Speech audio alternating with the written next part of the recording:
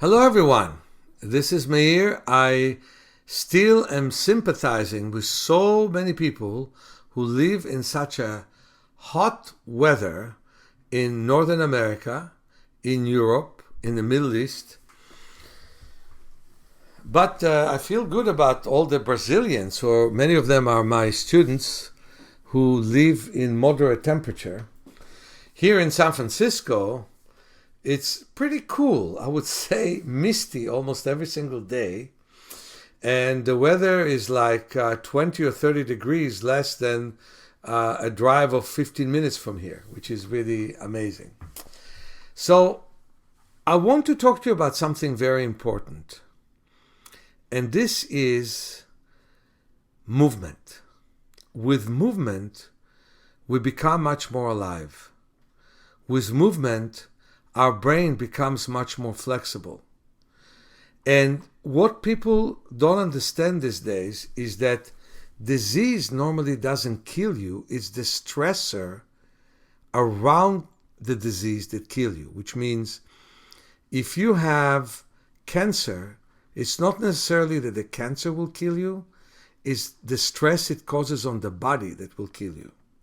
And if you have paralysis, sometimes you actually have partial essential paralysis, and then the rest will be your stress. So for example, I met a lady who was limping with a cane, and the diagnosis was multiple sclerosis, a very known nerve disease, where the myelin sheath that leads to speedy movement of the impulse basically dies. You just don't have as much myelin sheath and you don't produce as much of it. But then what people don't understand, you can reproduce it with exercise. Anyway, in her case, the multiple sclerosis really paralyzed her right little toe. That's it. Then the ankle became stiff, the knee became stiff, the hips became stiff just to protect that leg, and the result is she was tense and limping. In 3 sessions of good body work and exercises, she was able to walk without her cane. And everybody thought I was a genius, but all I've done is loosening up her leg so she could walk.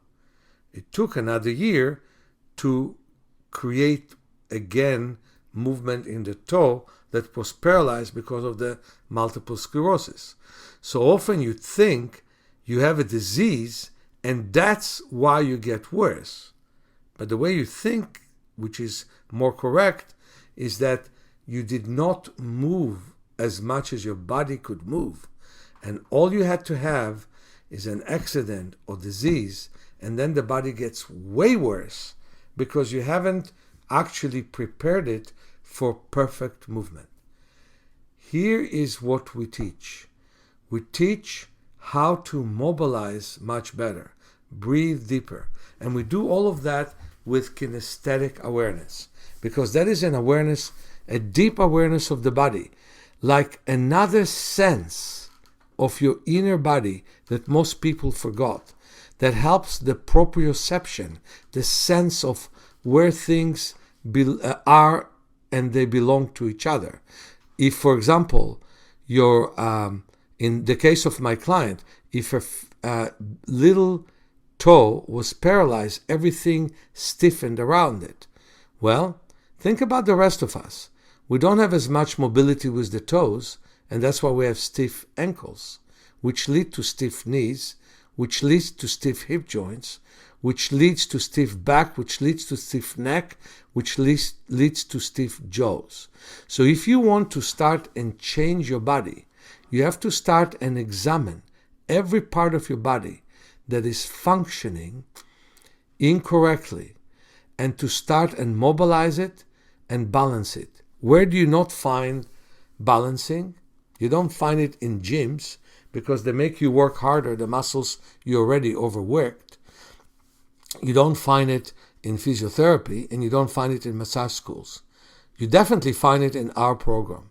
You definitely find it in our work, where we help you build up intuition to start and work on your body. And personally, I never feel I finished work with any client just because I helped them get rid of their symptoms.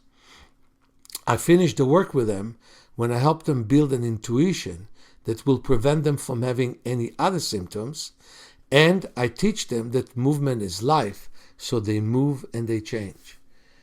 It is so nice to talk to you, and I would like to hear many comments, and I'm ready to answer all questions. Many blessings, Meir.